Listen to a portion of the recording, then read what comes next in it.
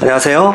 자, 이번 시간에는 지난 진승과 오광의 난에 이어서 이제 유방이 본격적으로 기여하는 그런 장면을 설명하도록 하겠습니다. 이제 여기서부터 유방과 항우의 이야기가 본격적으로 진행된다고 보시면 됩니다.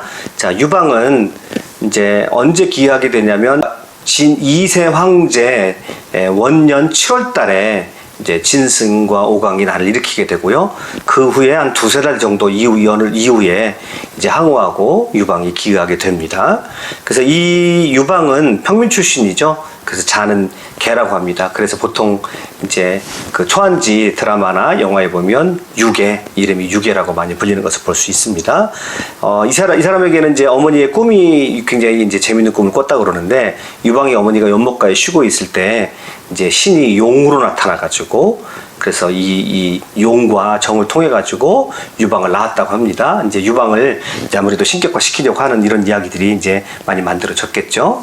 자, 지난 시간에도 잠깐 설명을 드렸었는데요. 이제 유방은 코는 높고 얼굴은 용을 닮았다. 그래서 여기에서 왕들을 이끌을 때 이제 일반적으로 용안이다 이렇게 얘기를 해요. 근데 원래는 이제 유방만을 가리켰던 이야기인데, 그 뒤에는 모든 왕들이 통틀어서 모든 왕들에게 용안이라는 얘기가 적용되죠. 아무튼 수염이 멋지고 왼쪽 넓적다리에는 검은 점 이른이 있었다. 이것도 이제 이 사람이 아주 특이한 타고난 점을 강조하기 위해서 이렇게 얘기를 하고 있습니다. 그 다음에 이 사람의 아주 가장 근원적인 특징이죠. 사람됨이 어지러서 다른 사람을 사랑하고 베풀기를 좋아했으며 성격이 활달했다. 우리가 이제 자주 제가 협객에 대해서 말씀을 드렸는데, 이 유방은 이제 협객인 신릉군을 대단히 좋아했다고 말씀을 드렸어요. 그래서 협객이라고 하는 것을 제가 지난 시간에 여러분들에게 이제 어떻게 정의를 드렸냐면, 이제 파격이다 이렇게 말씀을 드렸거든요. 그래서 파격이라는 게 뭐냐면, 보통의 인간관계, 그럼 보통 사람들은 어떤 사람에 대해서 내가 기대하는 그런 인간관계 반응 정도가 있을 터인데, 그런 협객들은 항상 자기중심적으로 사는 게 아니라 다른 사람의 필요에 항상 의분을 느끼고 반응하는 사람이 협객이거든요. 그러면 유방에 대해서 사람이 어지러서 다른 사람을 사랑하고 베풀기를 좋아했다. 이것이 유방을 나타내는 가장 어떻게 보면 근원적인 특징이라고 할 수 있는 건데, 그러니까 유방이라는 사람이 매력이 있다면 바로 이런 부분이 매력이거든요. 그럼 이런 매력은 어디서 나오느냐? 바로 신릉군에게서 유래한 협객 마인드가 이 유방은 가지고 있었더라. 그래서 다른 사람들이 이 사람을 굉장히 좋아하는 이유가 뭐냐면, 항상 이 사람 옆에 가면 파격적인 인간관계가 이루어진다는 거죠. 그럼 우리가 이제 개그나 코미디에서도 보면 우리가 웃음의 포인트가 있잖아요. 그때 항상 우리가 예측했던 것을 이상의 어떤 파격적인 이야기들이 나오면서 어떤 개그들이 나오는 것을 볼 수 있는데, 그렇기 때문에 이제 유방은 항상 그런 파격적인 사람입니다. 그래서 이 사람에게 가면 재미있어요. 그리고 더구나 이 사람은 그런 재밌는 가운데 때로는 겉으로 보면 건달처럼 보이기도 하지만 굉장히 유쾌하고 성격이 활달합니다. 그리고 사람들을 사랑하고 늘 베풀기를 좋아해요. 근데 자신은 별로 실속이 없는 스타일이죠. 그러니까 주변에 사람들이 많이 뭉치게 되고, 그것이 난세에 사람들을 끌어들이는 흡입력으로, 친화력으로 작동하게 되는 거죠. 누가 뭐라고 그래도 유방의 가장 큰 특징은 친화력이거든요. 그래서 이 사람 주변에 늘 사람이 많고, 한번 붙은 사람은 절대 배신하지 않는, 그리고 어지간해서는 이 사람을 떠나지 않는 그런 사람인 것을 우리가 이제 여러 군데서 살펴볼 수가 있습니다. 그리고 이 사람은 늘 큰 뜻을 품고 일반 사람들의 생산 작업에는 종사하지 않았다.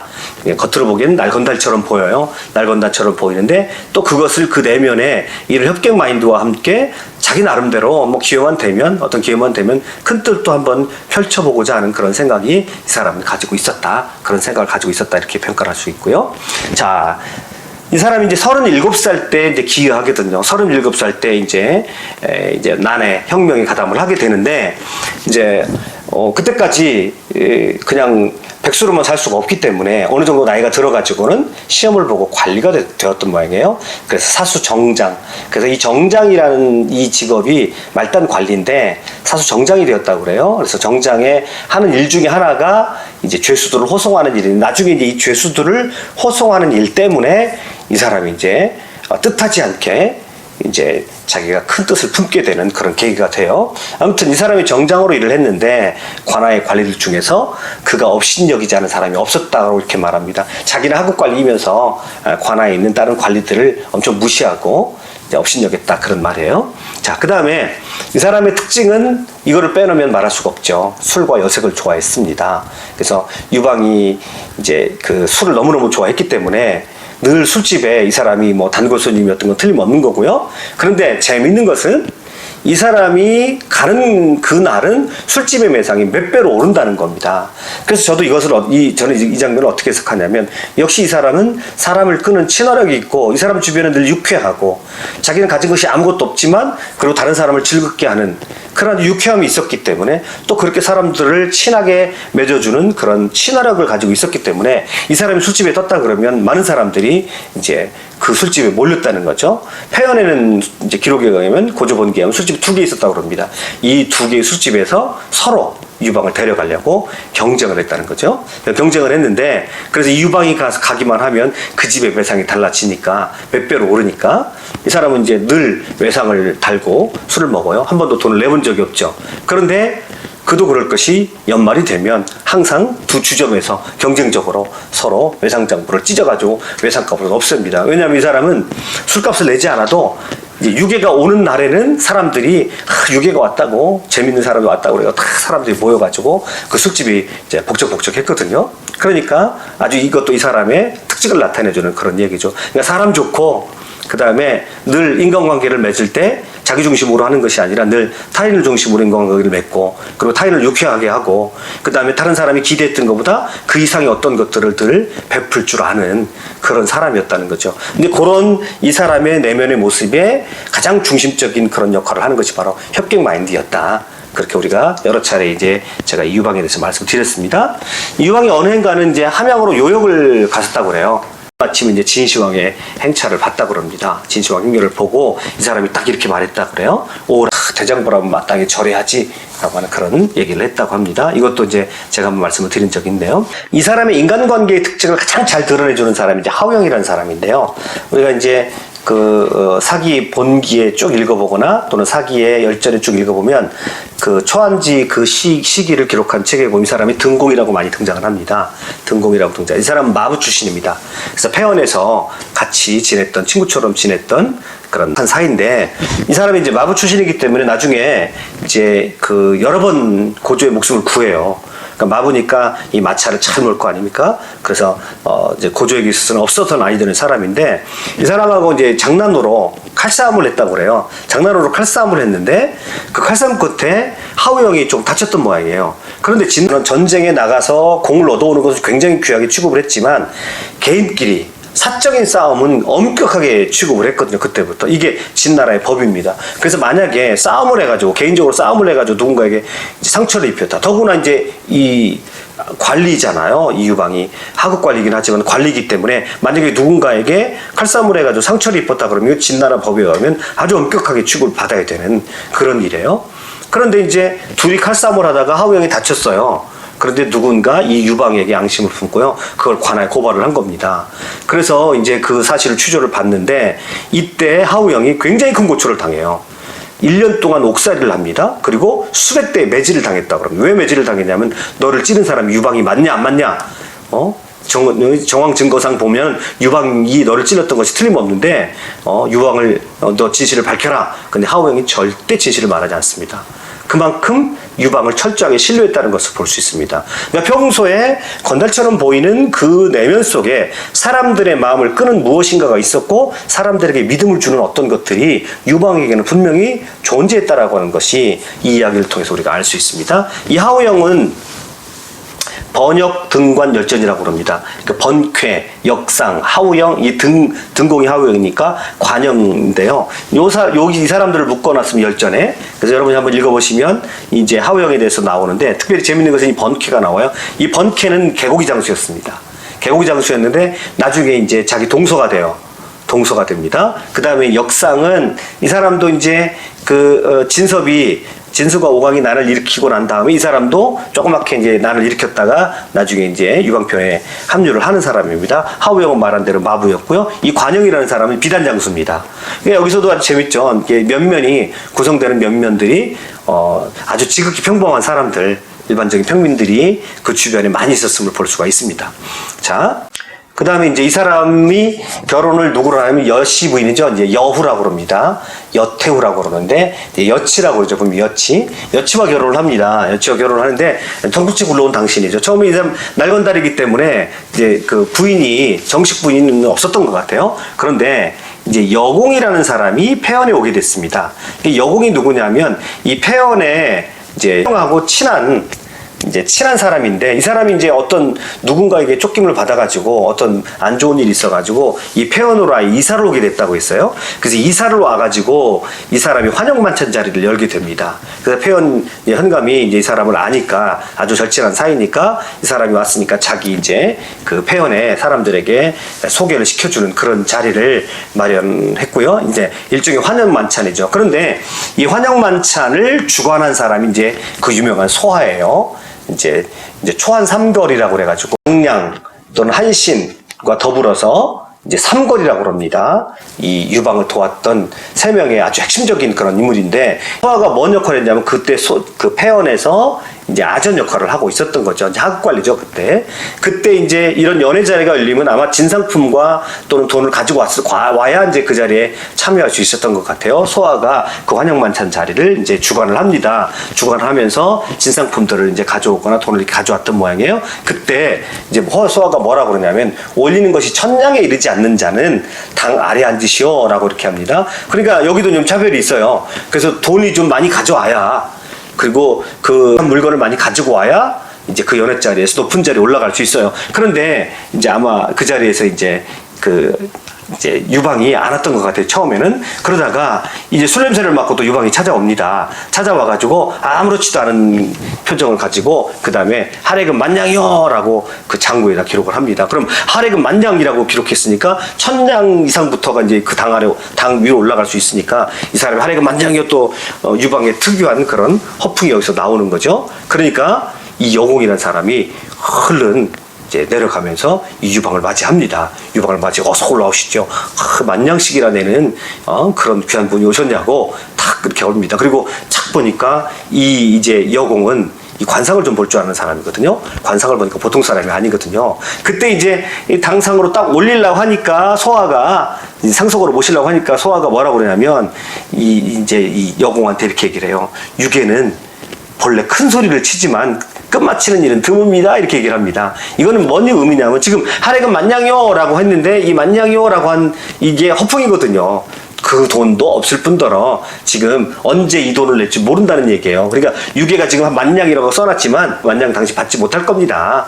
당신이 아무리 여기서 좋은 거를 먹여도 이 사람들 만냥 받지 못할 겁니다. 그렇게 이제 미리 소화는 너무너무 잘 알기 때문에 약을 좀 치는 거죠. 그런데도 불구하고 이 여공이 끝까지 이제 이 유방과 술자리를 같이 하고요. 마지막 나와서 이제 그 사람과 이렇게 얘기를 합니다.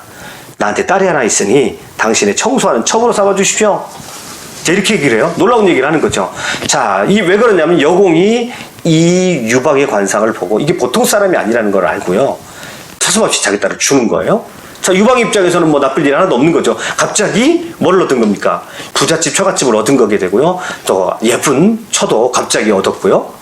자, 그리고 뭐 자기가 여기서 만냥이요 외상을 했는데 외상값 갚지도 않아도 되고요. 그러면서 졸지에 자취자리에 갔다가 여공을 만나가지고 그 여공의 딸 여치와 결혼을 하게 됩니다. 이 사람은 나중에, 이 여인은 나중에 이제 여태우로 중국의 4대 악녀에 들어갈 정도로 그렇게 이제 나중에 이제 악녀의 반열에 오른 여인이에요. 때문에 그러냐면 척부인이라고 하는 이제 자기의 유방의 후첩이 또 하나 있었어요. 근데 척부인을 유방이 굉장히 사랑을 했거든요. 굉장히 사랑을 해서 이제 그 아들을 나중에 이제 이 척부인이 날마다 울면서 당신이 죽으면 어떡하냐고, 저 여치 보통 여자가 아닌데 우리 아들을 절대 살려두지 않을 거라고 막 울면서 어떻게 하면 좋겠냐고 막 밤마다 그렇게 울어대는 거예요. 자, 그 모습을 또 여치는 또 이제 가슴 졸이면서 이제 봤겠죠. 그때 이제 이 유방의 마음이 흔들립니다. 그래서 나중에 자기 후계자 자리를 이 척부인의 아들한테 주려고 실제로 그런 마음까지 먹었다가 신하들이 너무 반대를 해가지고 결국 못했거든요. 그 일이 있은 후로 이 여치가 이제 마음에다 이제 이를 갈았어요. 그리고 유방이 죽은 다음에 이 여치가 이제 어떻게 척부인을 죽이냐면 사지를 다 절단을 시켜버립니다. 사지를 다 잘라요. 그러면 한꺼번에 자르면 안 되니까 한 번 자르고 그래서 죽지 않을 만큼 또 살려놓은 다음에 다시 팔을 자르고요. 그 다음에 구멍이라는 구멍은 다 이제 수은을 불어넣습니다. 수은을 불어넣어가지고요. 자, 이제 구멍이, 여러분 머리에 구멍이 있으니까 뭐 어디 구멍이 있습니까? 말을 못하게 하고 입에다가 이제 부어요. 그 다음에 귀에다가 부어요. 그 다음에 눈을 다 파버려요. 눈을 다 파버리고 거기다가 또 수은을 퍼버려. 그러니까 이제 이 사람은 완전히 막 괴물이 된 거죠. 사지가 절단이 되어지고 그 다음에 온 이제 구멍마다 이제 난장판이 된 거죠. 그 상태에서 돼지우리에 던져놓습니다. 그래서 사람 돼지라는 별명을 붙여요. 그 모습을 보고 여치 아들이 황제가 됐는데 여치 아들이 정신병에 걸릴 정도로 미쳐가지고 정사에 관심을 안 가질 정도로 그렇게 아주 정확한 일을 합니다. 물론 이제 뭐 그게 진짜까라고도 싶지만 뭐 거기 과장도 많이 들었겠지만 아무튼 여치 입장에서는 자기가 부인이 돼가지고 이 유방의 부인이 돼가지고 고생을 너무너무 많이 했거든요. 처음에 이제 시집을 갔는데 유방집이 너무 가난하니까 이제 기록에 보면 이제 밭일부터 시작을 했다고 그러니까 부잣집 딸이 어느 날 갑자기 시집을 갔는데 이제 밭일부터 시작한 거죠. 천안일부터 시작을 해가지고 고생을 합니다. 유방이 또 가정을 그렇게 별로 돌보는 스타일이 아니잖아요. 나중에는 또 이제 그 여치가 이제 항우에게 붙잡혀가지고 돌모로 잡히는 적도 있었거든요. 그런데도 이제 이 여자 입장에서 보면 유방은 별로 관심을 갖지 않는 것처럼 그렇게 보일 수도 있거든요. 그래서 여치는 정말 고생을 많이 한 그런 이제 조강지처라고 할 수가 있겠죠. 그런데 나중에 이제 척분이라는 분이 나타났으니까 여치 입장에서는 그런 한을 가질만 합니다.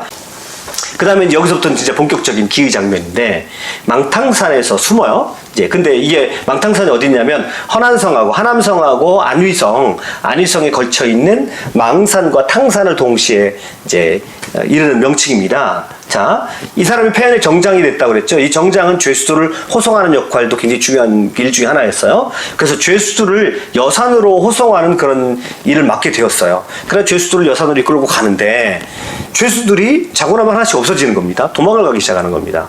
그런데 진나라 법에 의해서는 이제 리더가 이 인솔자가 누구 하나를 놓치면 바로 죽임을 당하는 거거든요. 죄수들이 도망치기 시작하니까 자, 유방 입장에서 이거 큰일이 난 거거든요. 근데 유방이 그냥 아무렇지도 않은 것처럼 술을 잔뜩 먹고 얼굴이 푸르게 취한 다음에 죄수들에게 이렇게 말을 합니다. 너희들 모두 떠나라. 나 또한 여기 떠날 것이다. 이왕 이렇게 된 거 어떻게 할 거야? 어떻게 하겠느냐? 이거 오도가도 못하니까 너희들이나 나나 이제 곤란한 입장이 됐는데, 자, 그냥 이왕 이렇게 된 거니까 너희들 각자 삶을 찾아가라. 라고 이렇게 얘기합니다. 그리고 이 사람이 술에 잔뜩 마시고 취해 있었어요. 그러니까 여기서 사람들이 역시 동일하게 느낀 것은 뭡니까? 역시 파격이죠. 그러니까 유방에게서만 볼 수 있는 거예요. 이런 일을 딱 당했을 때 막 동동동동 거리고 막 어떻게 할까 막 이렇게 하는 게 아니라 에이, 그렇게 벌어진 일 어떻게 그냥 너희들 이미 이렇게 벌어졌으니까 너희들은 모두 떠나라. 나 또한 여기 떠날 것이다. 그리고 유방은 술에 취해가지고 쫙 취해 있습니다. 그때 사람들이 유방 곁을 떠난 것이 아니라 유방의 그 파격적인 모습을 보고 사람들이 이 사람에게서 매력을 느끼는 거예요.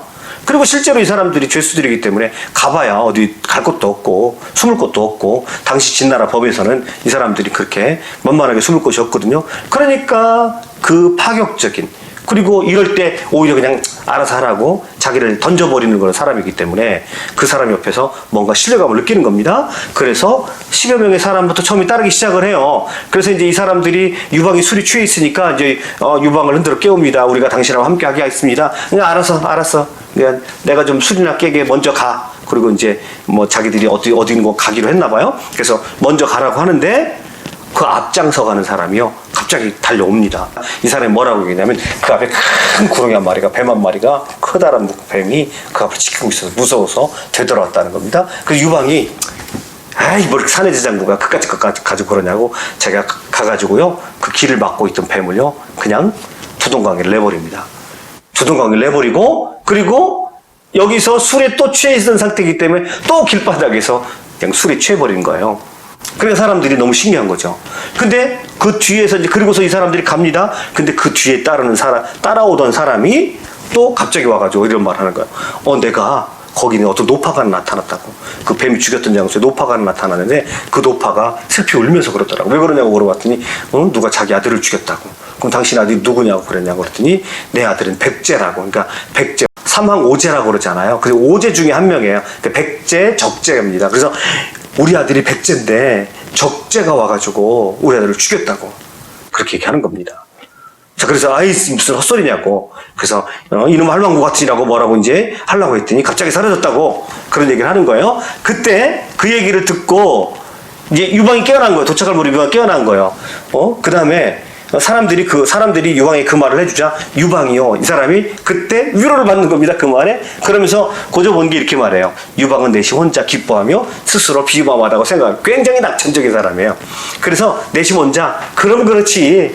나한테 좋은 일 있을란가 보다. 이렇게 이제 얘기를 하는 거죠. 자기 혼자 스스로 대신 기뻐하고 그렇지. 내가 역시 나라는 사람이 그 정도는 되겠지. 라고 그렇게 스스로 그렇게 비범하다고 여겼다고 그렇게 이제 고조본기 이렇게 해놓고 있습니다. 그때 또 유방이 퍼뜩 떠오른 생각이 있었어요. 유방이 퍼뜩 그 마음가운데 떠오르는 생각이 있었는데 진시황이 이 행차를 할 때 어떤 소문이 있었냐면 그 동쪽 바닷가에 이제 그 강동 쪽이죠. 그쪽에 뭔가 천자의 기운이 있다라는 그런 소식들이 아마 이제 들려왔던 것 같아요. 진시황이 귀에 들려가지고 그러면 내가 그곳에 가서 그 기를 눌러야 되겠다라고 하고서 이 행렬을 이제 유명한 진시황 순회 때 동쪽으로 일보러 가서 그 기운을 누르려고 했다는 그런 얘기들이 막 들려왔었거든요. 그러면서 퍼뜩 생각을 한 거예요. 이 유방이. 그때 진시황이 동남쪽에서 천자의 기운이 있었다고 했더니 바로 나를 두고 한 말이구나. 그렇게 스스로 위로를 하고요. 굉장히 낙천적인 사람이죠. 스스로를 위로를 하고요. 그 다음에 망산과 탕산 사이에 연못과 암석에 은둔을 했다. 그래서 여기에서 모인 사람이 수백 명이 되는 거죠. 그러니까 쉽게 말하면 이제 뭐가 된 거냐면 이제 오도 가도 못하는 처지가 됐으니까 여기서 산적이 된 거죠. 여기가 이제 망탕산입니다. 지금 이 고조를 이렇게 크게 중국 사람들 잡죠. 좀 중국 사람들 과장을 많이 하니까 그래서 고조의 동사가 이렇게 크게 세웠습니다. 그래서 이 망탕산에서 이제 여기서부터 뭔가 이제 고조가 이제 유방이 뭔가 움직임이 시작이 된 거죠. 기이하는 사건이 시작이 된 거죠. 뜻을 세우기 시작한 거예요. 그러면서 이렇게 이제 해석을 해놓고 있는 겁니다. 그때 이미 유방은 나에게 천자의 기운이 미치나 보다 스스로 낙천적으로 위로하고 이제 산적대로 시작을 한 거죠. 그리고 그 사람들도 죄수들 그 다음에 별 볼 일 없는 사람들이니까 그 사람들이 한둘 더 모이다 보니까 이 사람들이 그 망탕산에서 꽤 많은 사람들이 모이게 되는 거죠. 이